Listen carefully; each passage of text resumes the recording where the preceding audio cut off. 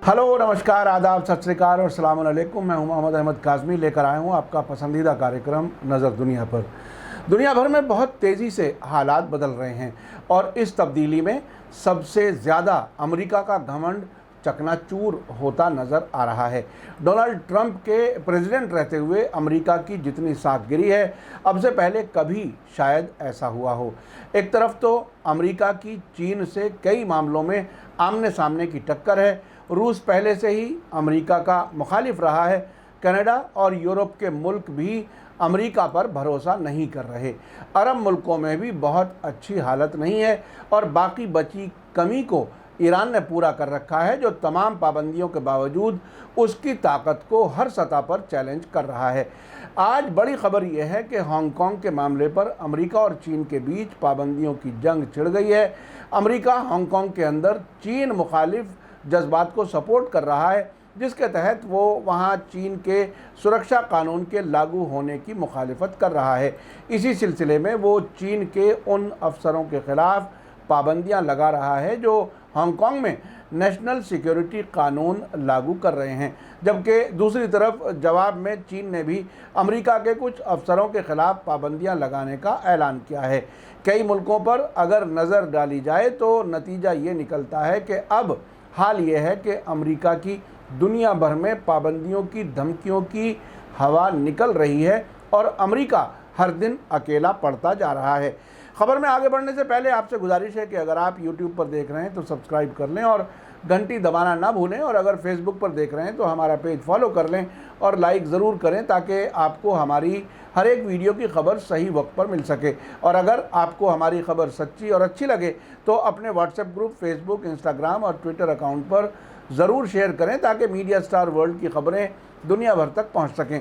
International news agency Reuters ने खबर दी है कि अमेरिकी प्रेसिडेंट डोनाल्ड ट्रंप ने ट्यूसडे को फॉर्मर ब्रिटिश उपनिवेश यानी कॉलोनी हांगकांग, जो कि चीन को वापस दिया जा चुका है, उसके खिलाफ चीन के जालिमाना कामों के खिलाफ उसे सज़ा देने के लिए अमेरिकी कानून के तहत हांगकांग का ख़ास दर्जा यानी स्पेशल स्टेटस ख़त्म करने के ऑर्डर पर दस्तखत कर दिए हैं। रिपोर्ट के मुताबिक अमेरिका ने चीन के ज़रिए हांगकांग में नए राष्ट्रीय सुरक्षा कानून यानी नेशनल सिक्योरिटी लॉ को लागू किए जाने को अपने इस फैसले की वजह बताई है।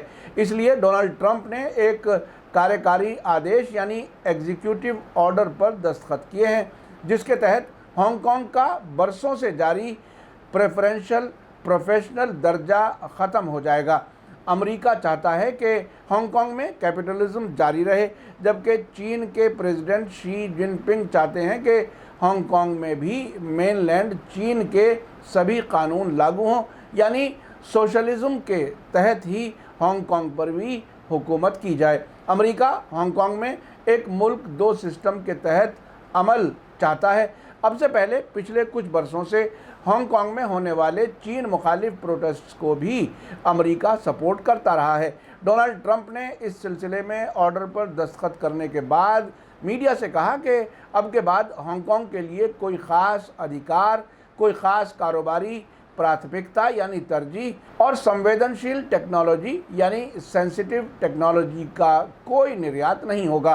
ट्यूसडे को ट्रंप ने पहले से टाइम लिमिट पूरी होने पर कार्रवाई करते हुए अमेरिकी कांग्रेस के ज़रिए पास किए गए कानून पर दस्तखत कर दिए, जिसके तहत चीन के उन सिक्योरिटी ऑफिसर्स के साथ तिजारत करने वाले बैंकों को सज़ा देने का प्रोविज़न है जो चीन के नए सिक्योरिटी कानून को हांगकांग में लागू करने का काम कर रहे हैं। उन्होंने कहा कि अब के बाद हांगकांग के साथ वही व्यवहार किया जाएगा जो मेनलैंड चीन के साथ होता है। उधर दूसरी तरफ चीन के सरकारी अखबार ग्लोबल टाइम्स ने खबर दी है कि चीन की फॉरेन मिनिस्ट्री ने वेडनेसडे यानी आज ही कहा है कि चीन अमेरिका के हांगकांग स्वायत्तता अधिनियम यानी हांगकांग ऑटोनोमस अथॉरिटी कानून के जवाब में सभी मुतल्लिका अमेरिकी अफसरों पर और संस्थाओं के खिलाफ पाबंदियां लगाएगा। चीन के हांगकांग पर पूरे इख्तियारात को खारिज करते हुए अमेरिका ने नया कानून जारी किया है, जिसमें हांगकांग के लिए नेशनल सिक्योरिटी कानून की धज्जियां उड़ा दी और चीन पर पाबंदियां लगाने की धमकी दी है। ये ग्लोबल टाइम्स ने लिखा है। ग्लोबल टाइम्स की रिपोर्ट में आगे कहा गया है कि इस अमरीकी कानून ने इंटरनेशनल कानूनों और इंटरनेशनल ताल्लुकात के बुनियादी उसूलों का सीरियसली उल्लंघन यानी खिलाफ वर्जी की है और अमेरिका ने हांगकांग के मामलों और चीन के अंदरूनी मामलों में बड़ी दखल अंदाजी की है।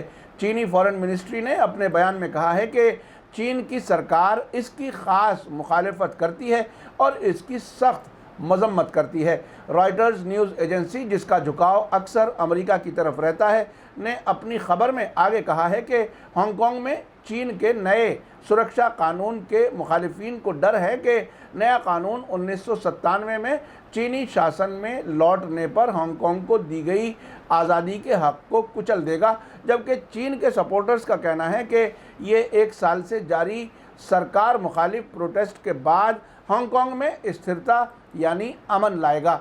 चीन का नया सुरक्षा कानून हांगकांग में बड़े पैमाने पर तोड़फोड़, अलगाव, टेररिज्म और विदेशी ताकतों के साथ साठगांठ करने वालों को सज़ा देने की बात करता है, जिसमें ज़िंदगी भर की जेल होना भी शामिल है।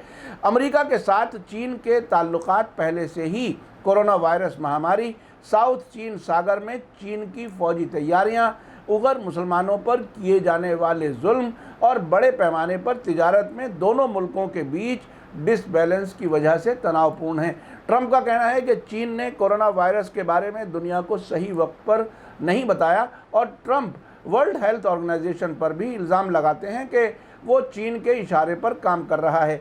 आपको मैं याद दिला दूं कि 1 हफ्ते पहले ही चीन ने अमेरिका की कांग्रेस में हांगकांग के बारे में कानून पास किए जाने के बाद कहा था कि उसने सभी ज़रूरी जवाबी कार्रवाइयों की तैयारी कर ली है और अगर अमेरिका ने उन बैंकों को सज़ा देने के लिए कदम उठाया जो चीन के उन अफसरों के साथ कारोबार कर रहे हैं जो हांगकांग पर चीन के नए राष्ट्रीय सुरक्षा कानून को लागू कर रहे हैं, तो वो उसके खिलाफ कार्रवाई करेगा। अमेरिका के ज़रिए पास किए गए कानून में उन पुलिस अफसरों के खिलाफ भी पाबंदियां लगाने की बात कही गई है जो हांगकांग में चीन का नेशनल सिक्योरिटी कानून लागू करने के लिए सख्ती करेंगे। चीन के ज़रिए हांगकांग में नेशनल सिक्योरिटी कानून लागू करने के फैसले की अमेरिका, ब्रिटेन और ऑस्ट्रेलिया समेत कई मुल्कों ने मुखालिफत की है। ब्रिटेन ने हांगकांग के लोगों को ब्रिटिश नागरिकता देने का ऐलान भी कर दिया है और ऑस्ट्रेलिया भी इस पर गौर कर रहा है। अमेरिका में चीन के खिलाफ पास किए गए कानून के मामले में वहां हुकूमत कर रही रिपब्लिकन पार्टी और विपक्षी डेमोक्रेट्स दोनों एक साथ नज़र आ रहे हैं। हाउस ऑफ रिप्रेजेंटेटिव की स्पीकर नैन्सी पेलोसी ने हाल ही में कहा था कि चीनी सरकार के इस कानून के खिलाफ सख्त कार्रवाई करने की ज़रूरत है। नैन्सी, जो कि डोनाल्ड ट्रंप की कई मामलों में सख्त मुखालिफत करती रही हैं, ने कहा कि चीन के इस नेशनल सिक्योरिटी कानून ने एक देश दो व्यवस्था यानी 1 नेशन 2 सिस्टम के उसूल को ख़त्म कर दिया है। उन्होंने कहा कि आज़ादी से प्यार करने वाले सभी लोगों को इस ख़तरनाक कानून की मुखालिफत करनी चाहिए।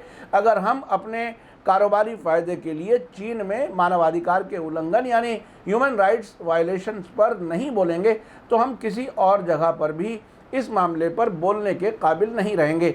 इससे पहले चीन के ज़रिए नेशनल सिक्योरिटी कानून लगाने पर अमेरिका ने धमकी दी थी कि अगर उसने हांगकांग को निगलने की कोशिश की तो अमेरिका चुप नहीं बैठेगा। अमेरिकी फॉरेन मिनिस्टर माइक पॉम्पियो ने कहा था कि ये हांगकांग के लोगों के लिए तकलीफ देह दिन है।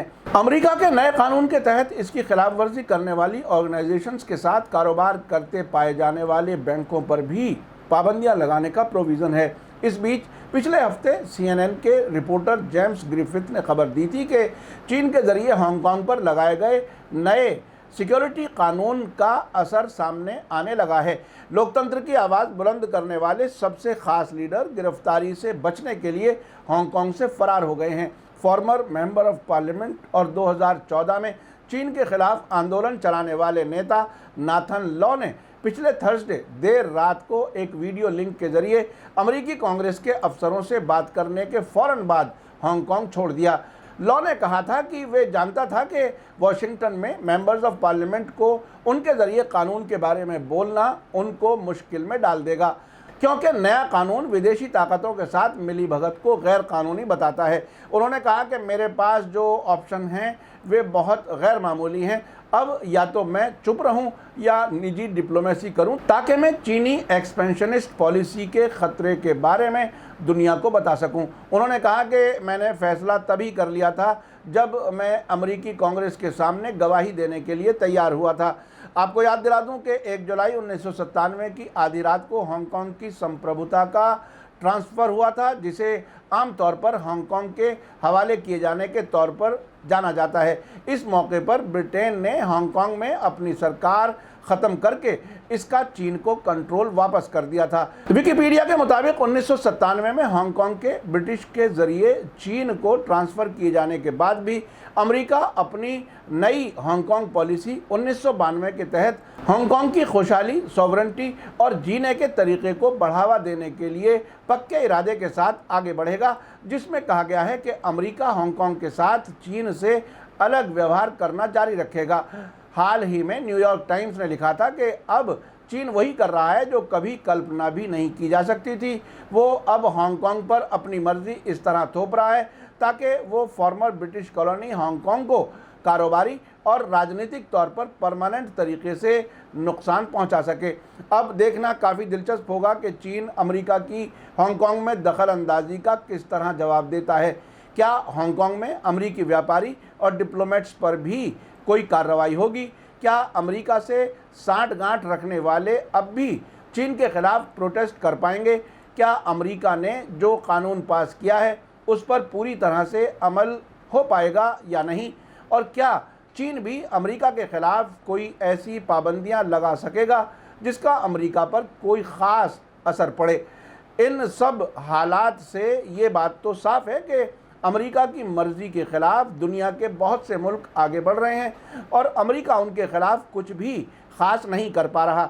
अगर चीन और ईरान के बीच $400 अरब 25 साल का एग्रीमेंट हो जाता है तो चीन मिडिल ईस्ट में ईरान के साथ जॉइंट फौजी एक्सरसाइज करता हुआ नज़र आएगा। उस वक्त खाड़ी में खड़े अमेरिकी बेड़े क्या करेंगे? उनके पास सिर्फ शायद देखने के अलावा कोई रास्ता नहीं बचेगा। इसी के साथ मुझे दीजिए इजाज़त। ये एपिसोड आपको कैसा लगा कमेंट्स में ज़रूर लिखें। थैंक यू, धन्यवाद, शुक्रिया। जय भारत, जय हिंद।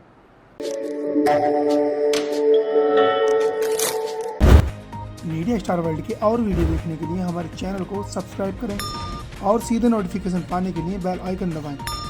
और अगर हमारी खबर सच्ची और अच्छी लगे तो अपने व्हाट्सएप, इंस्टाग्राम, फेसबुक और ट्विटर अकाउंट पर ज़रूर शेयर करें।